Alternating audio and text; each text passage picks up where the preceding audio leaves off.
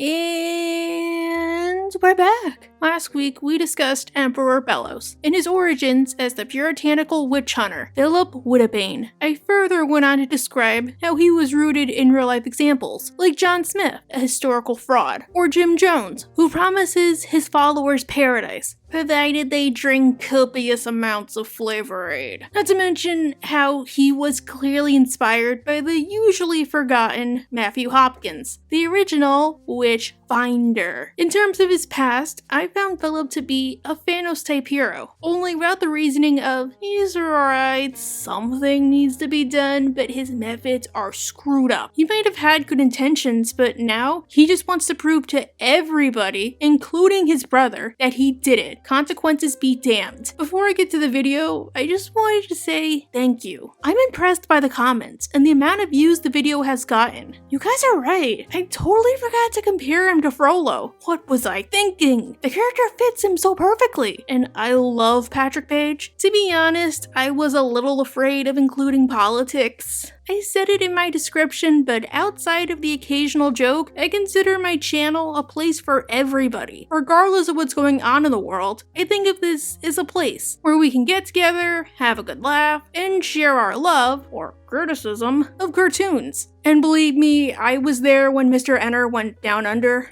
and he started to inject politics into his videos. In fact, that's a big reason why I don't follow him anymore. So I don't want my channel to suffer the same fate. Everybody is welcome. And I know this is the internet, but I still hope you guys continue to be respectful. Just thanks for the support. However, we didn't go over what happened to Philip after he killed his brother. Well, time to get fanfiction-y once again. After Philip did the unthinkable, he began to seriously set out on his plan to eliminate all of which kind. He soon realized he was having a little trouble. He lacked a bile sac, and such an endeavor would take much time and sacrifice. Philip was aware of glyph magic, it was how he survived, and he thought, I could harness it for myself. So he took a swig of apple blood, and then he rolled up his sleeves. The knife glistened on his mantle, and slowly, holding the pain in as best he could, he etched symbols into his arms. Ow, ow, ow, ow, ow, ow, ow, ow, ow, ow, ow. Look, I have 2 tattoos, and they're over major veins. At least Philip didn't get his with color. Soon, he discovered a new problem. The glyphs might have given him magic, but they weren't efficient. If he were to keep his newfound magic and live as long as necessary, he needed a power source to draw from. And what better source than a talisman? They were made of magic, they were in constant supply, and nobody would be missing them. Philip then tasted his first.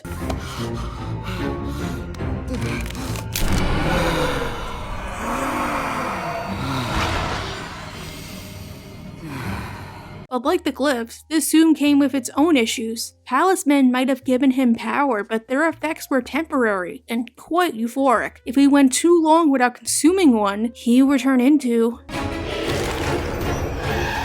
Philip didn't want to admit he cursed himself, and he wouldn't get help from the barbarians he sought to kill. Whatever he did was in the name of his mission. With this stage complete, Philip began to think, if I complete my mission, I'll be revered. I need to keep a record of my great deeds, so others can read of my exploits. And so, he started a diary, framing himself as a human, trapped in a strange new world. All he wanted was a way to get home. Furthermore, he heard tales of an alleged being, a child of the stars, trapped in the head of the Titan. This child was the most powerful being to have ever lived. Without his brother around, Philip would trick people into doing his dirty work, stealing their talisman, and making sure they weren't heard from again. He went everywhere, to the bowels of Eclipse Lake, to steal Titan's blood, to the boiling seas, to capture the scales of a Selkie Damas. During one such excursion, he found the collector was hidden behind a door, locked behind a puzzle, and guarded by a stone sleeper. He tricked a demon named Blue Fang into helping him, but ever ignorant, Blue Fang fell prey. When he got back to town, he was confronted by his brothers, Red Fang and Green Fang, who deduced the inevitable. Angered, they decided to burn Philip's diary, only to be stopped by a young witch, Lazura, and her aunt, Gertrude.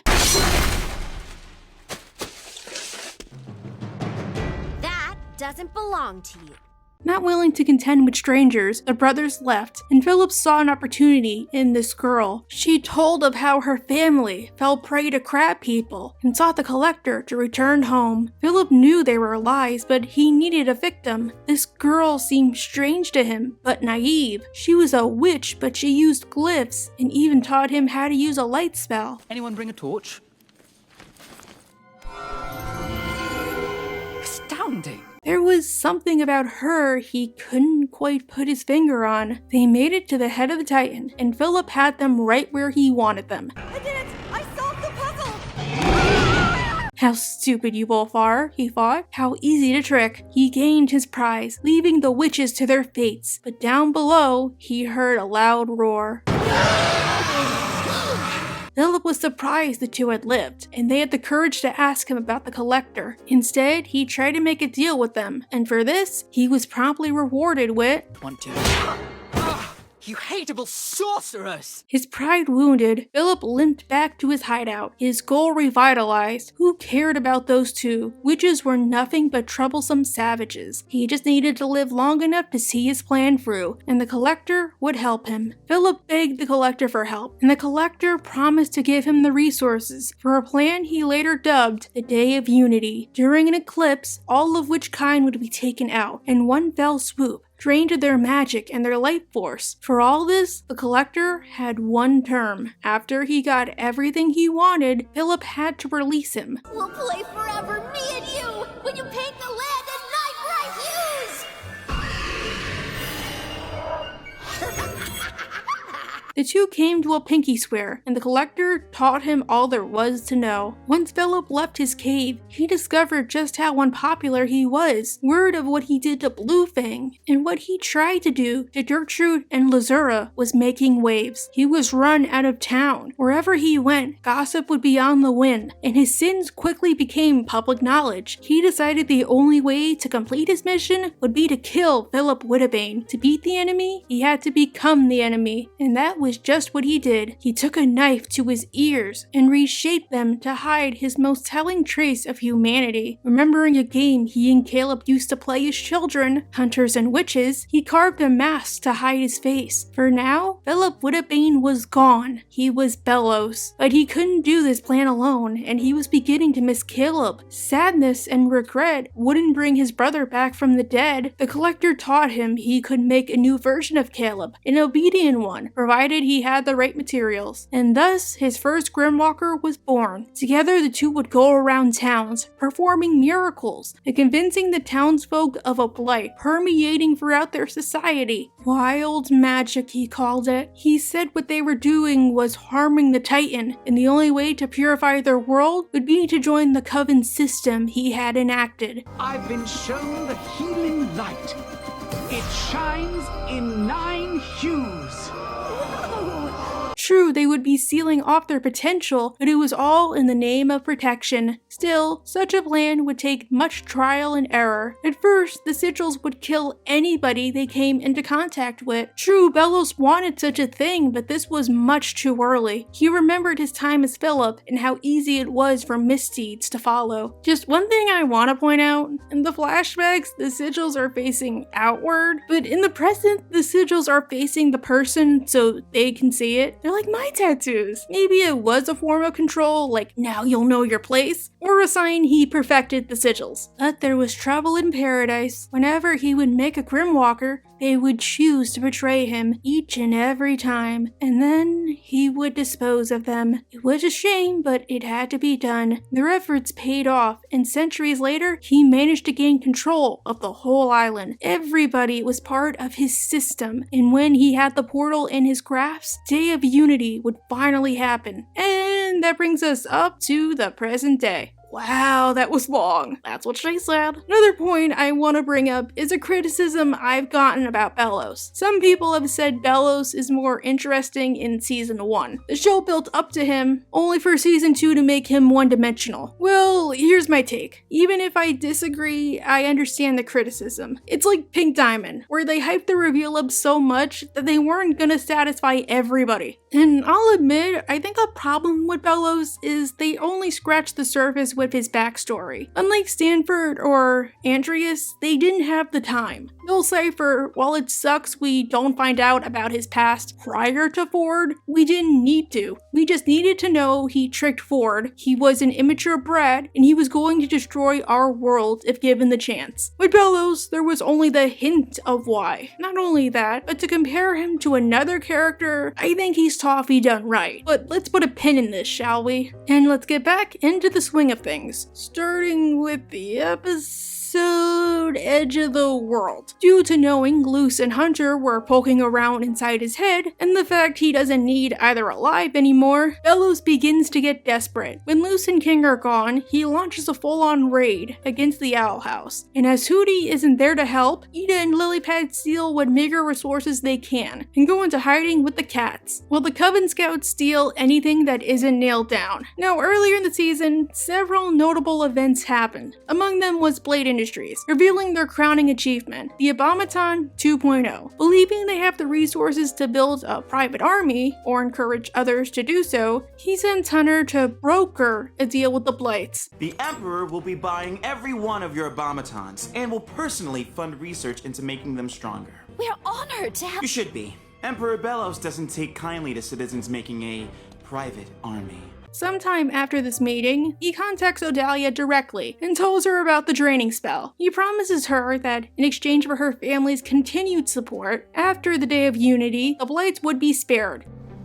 You already knew? What he does with our products is none of our business. Because much like George R.R. Martin, the draining spell totally picks and chooses who gets to live and die. Clearly Odalia didn't watch Hamilton. And better yet, they'll be royalty. With the Emperor's favor, we'll live like royalty in the new world. Crowns and everything. Because once you get to paradise, you get 72 Fig Newtons, plus your own planet. Now, I still have questions about this. Like, did she get suspicious, or did Belos personally reach out to her? Not only that, but due to her repeated failings, Kiki has been demoted from handmaiden to delivery driver. Oh, if only there was a way to show Belos your true worth.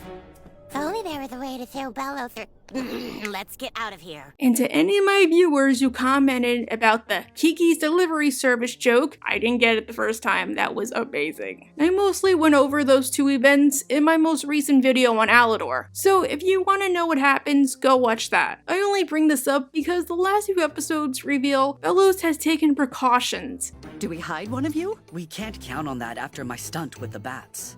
Belos made sure we all have replacements. He wants to increase his body count as much as possible, and what better way to do that than to brand all the students he can. Now, before 2B started, I thought Belos was gonna do this, but to everybody at Hexside. Like, he would have changed the policy where if you were over a certain age, you had to join a coven, but got to stay in school. I even thought he would offer Gus a spot in the Emperor's coven, due to Gus being a kid prodigy and want to lose his friends. In the episode Labyrinth Runners, Head Witch Grey of the Illusion Coven comes to Hexside. Oh, trouble might be closer than you think. And he looks like that creepy sexist uncle who drinks a ton and blathers on and on about current events. Still, I find him funny. He's no Terra Snapdragon, but he is fun to watch. You had your chance and you blew it! Not that I'm surprised.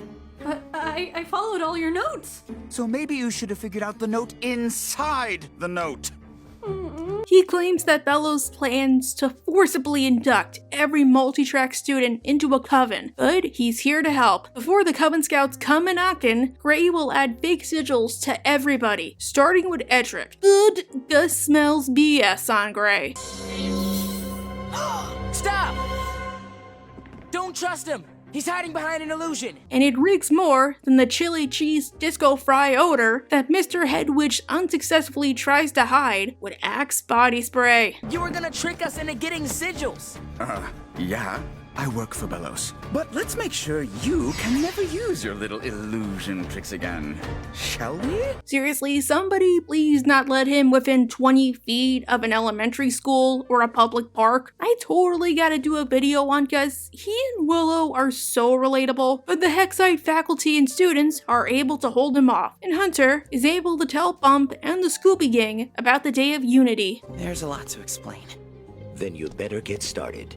Okay, just one thing. I want to do a deeper dive at this episode in a couple of weeks. I loved it, but it got my hopes up. Because in the finale, the Hexside students don't do anything. It only ever comes down to the Scooby Gang. And we know that due to being main characters, they're gonna play some role. I get why Bump and that lady didn't do anything. They were part of covens. But knowing the children are the only ones who can help, it's weird they don't at least try something. Or at least tell their families outside of Amity. Maybe they were afraid of overstuffing the last episode, but it would have been cool to see. Skara deserves better. Meanwhile, the cats come up with a plan to stop the Day of Unity. Ida will disguise herself as Rain, using a concealment stone, and being branded with a bard symbol. Taking their place, her curse will cancel out the spell, and if they're able to buy enough time, the Day of Unity will be thwarted. Ida doesn't like the idea of, conforming, but if it'll save everybody, why not try it? Now, we get to the long-awaited King's Tide. The Day of Unity is starting at long last. Everybody is gathering at the head of the Titan, and Belos is there, grinning like a teenage boy on prom night. He gives a grand speech and readies the coven leaders. Goodbye, Boiling Isles.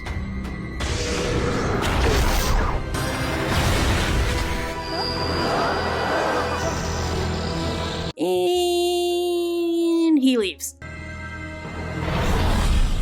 Dude, you're not even gonna stick around to witness the fruits of your labor? You sick freak! Of course, I'd never do what you did, but if I spend 300 years trying to accomplish a goal, I'd stay around to watch if only to be sure it happens. Think of how many people died just so you could have this. Downstairs, Belos changes out of his garb and reassumes his identity of Philip Wittebane. Yeah, no, I'm still gonna call him Belos. He completely revamped himself and he's no longer human. He's Belos. Actually, you know what? For humor's sake, I'm gonna call him Bellhop. The collector is ready, only for Bellhop to tell him, as politely as possible, hell to the no. You said you'd use the Titan blood to help free me. And I'm sorry, but I just realized I only have enough Titan's blood to open the portal.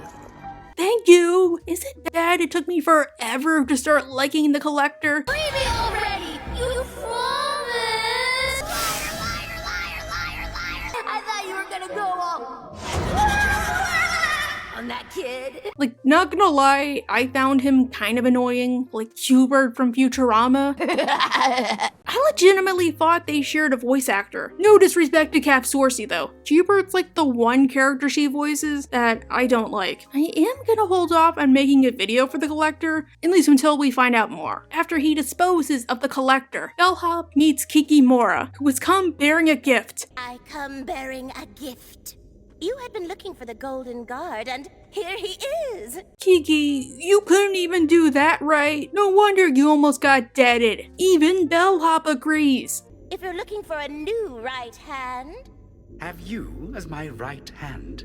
I'd sooner cut off my whole arm. Okay, this guy deserves every reward in the book. He needs an EGOT just for that line alone. He beats out Pearl and Regina George in terms of being a salty Grinch. I just want to help.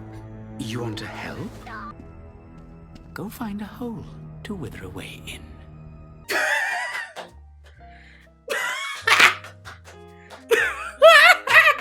Are we sure he's evil? I mean, all he wants to do is commit mass murder. Luz is brought before Bellhop, where armed only with glyphs, she starts to fight him.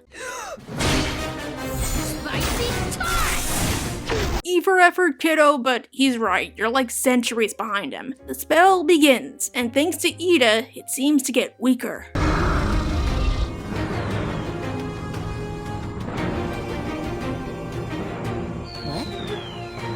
It's getting weaker. Surprised? I thought the spell was gonna take out the coven heads. It almost killed 4 people last time. Also, I don't buy the whole, we don't know how your curse is gonna affect things, Lilypad. You guys have the same curse, just halved. Ida discovered she could corrupt magic before she made peace with the owl beast. So I think if Lilypad took Rain's spot, the same result would have happened. I think the only difference is they would have caught on sooner. Since she knew the coven heads personally, so she's more likely to slip up. In the previous episode, episode, Kiki insinuated that Belos knew the truth about the cats. That's right.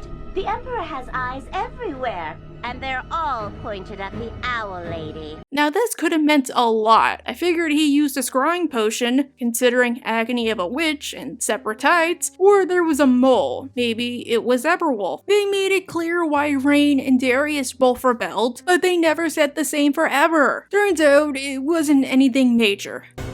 Looks like my suspicions were correct. Plus, them disappearing for long periods of time likely played a role. I am slacking on a Terra video. Well, the jig is up. Before season 2B aired, a theory lots of us went with was there be a civil war between the coven heads over the Day of Unity. And it kinda happens here, but not to the same degree. There's an all-out battle, but it's over just as quickly as it begins, as Osran holds Eber down, and Hattie, one of those two, holds a scalpel to his throat.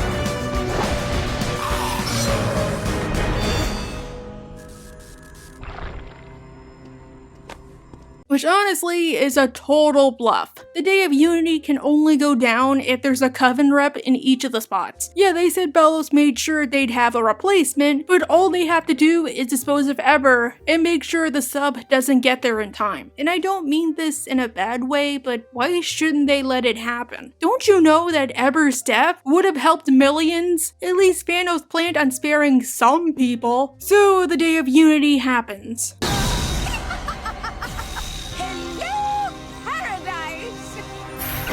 And they get paradise.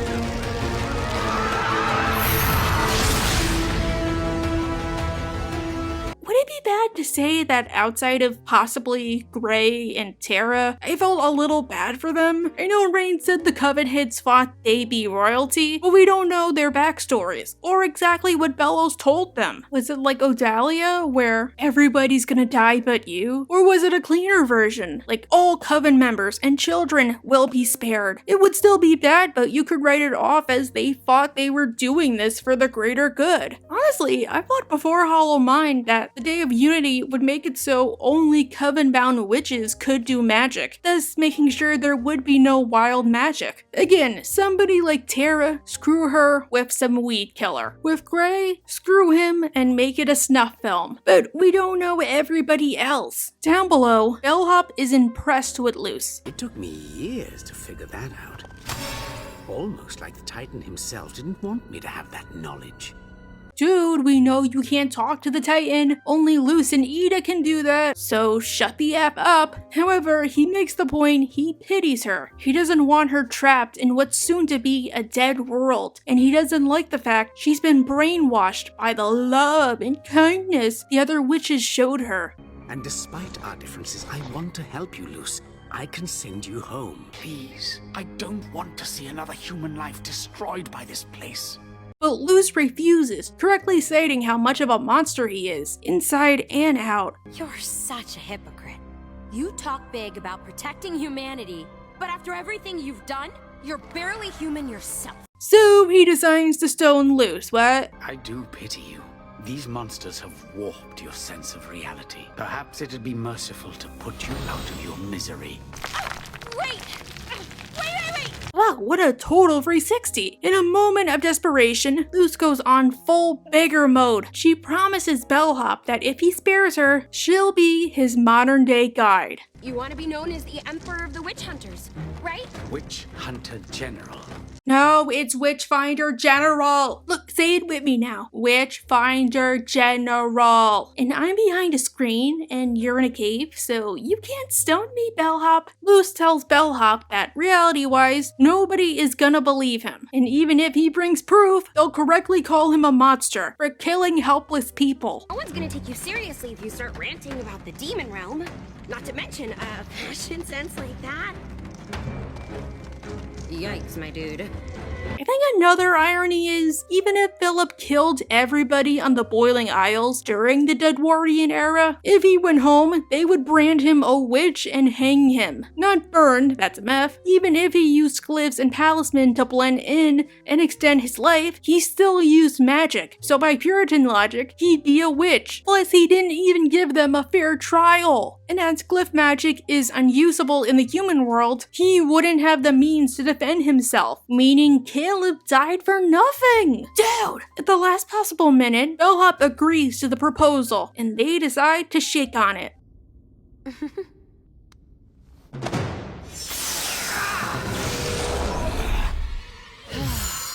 Luce thinks that Bellhop will stop the draining spell, because if they all go, he goes, but all this does is agitate him.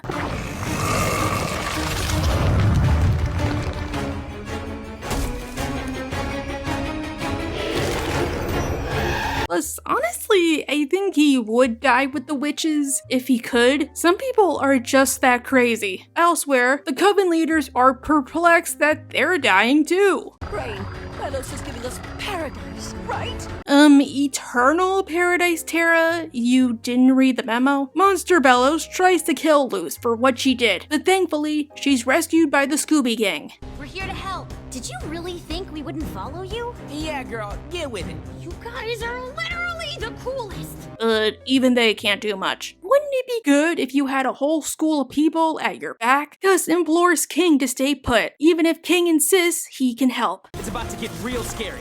You stay here. But I can help!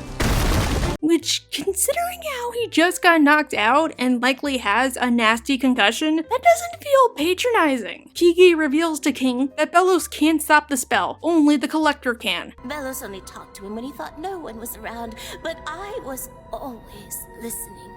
Are you the noisy neighbor who listens in when I talk to myself? And if you were always listening, why didn't you hear Hunter say, Uncle, let me help! why would Belos trust you after you killed his nephew, Grimwalker or not? He's gonna find out! Seriously, I have so many questions about Kiki. Was she one of his first followers? Is she a sign that nepotism is alive and well, considering the Oracle Coven head? Wanting to stick it to her old boss, Kiki takes King deeper into the head to show him the Collector. Meanwhile, Gus goes WandaVision on Belos, reminding him of his darkest memories, and reminding us of what we could have gotten if it weren't for Disney executives being ass.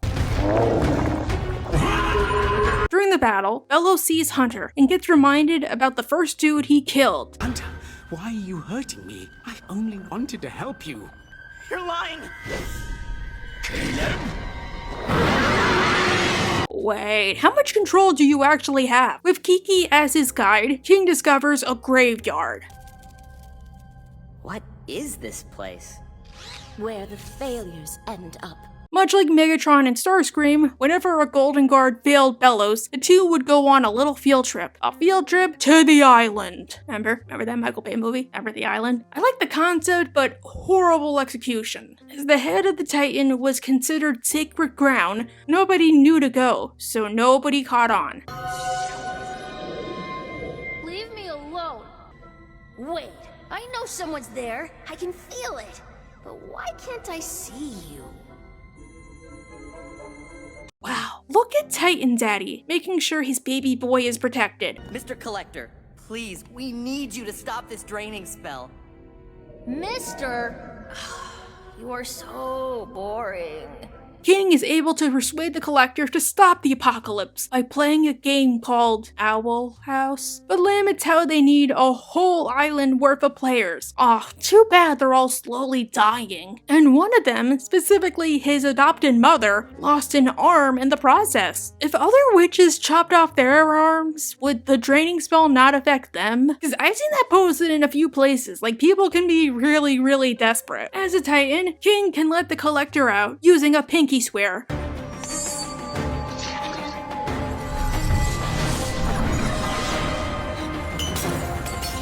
Which makes me think that King will be the one to imprison him, or at least depower him. That's my theory. I go with they'll leave the Collector alive, but he won't have the godlike powers he had before. As the Scooby Gang is about to be destroyed, somebody comes to their rescue.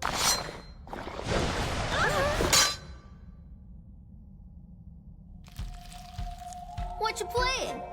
Okay, this is when I started to like the Collector, since I understood what was so bad about him. Think of a kid who loves to play, but has never been told no. And on top of that, they have the power of a god. It reminds me of Bill Cipher, if there was nothing holding him back. Honestly, maybe this is like the only time Belos had a right not to hold up his side of the bargain.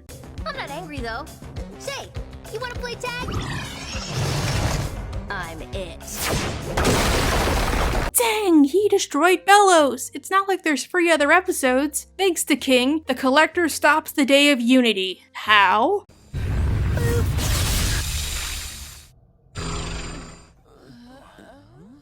The Collector starts screwing with the world to make an owl house. And as the portal is their only escape, they have no choice but to go through. And in the process, a tiny bit of Belos falls onto Hunter. Hunter! Ew, ew, ew, ew, ew, ew, ew. Luce tries to hold down the portal so the others can get away, but King throws her back. Luce, I'm so happy I had you as a big sister.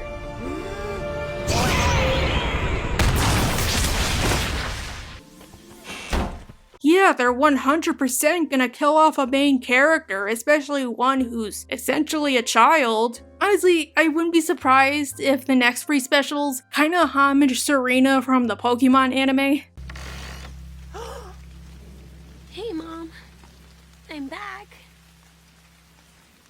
So, where do we go from here? Honestly, I really don't know. Trust me, theories are not my forte. However, I don't think this is the last we've seen of Belos. Since a tiny bit of him got trapped in the human world, I think he'll reform. I do like the theory he'll think, oh, humans are too soft, and start to attack Graveseal. Heck, I also like the theory he might get help from Jacob Hopkins. But I don't think he'll survive the next 3 specials. Maybe they'll use him to defeat the Collector, but we'll have to wait and see. And after 2 weeks, that was Emperor Belos and Philip Wittebane. I think both characters are written tremendously. They're both effectively scary and draw on real-world examples. Do they have problems? Yeah, and most of that can be blamed on Disney, but what we got was more than enough. With Belos, I would even go as far as to say he's like Toffee done right. He foils the main characters in an interesting way. He strikes fear into everybody, including the viewer, and they explain why he's like that, which is very important. The time travel aspect does play a role with both characters, but with Belos, it's not what sets him down the path of evil. He was already a bad person. Luce and Lilypad just affirmed some stuff for him. Besides, even if he's killed off, we know he'll come back. I can't wait to see what the show does with Belos, even if they have very little time left. Hopefully, them killing off Belos was for the better. I hope the Collector isn't some kooky soldier who sounds like a pink Persian cat.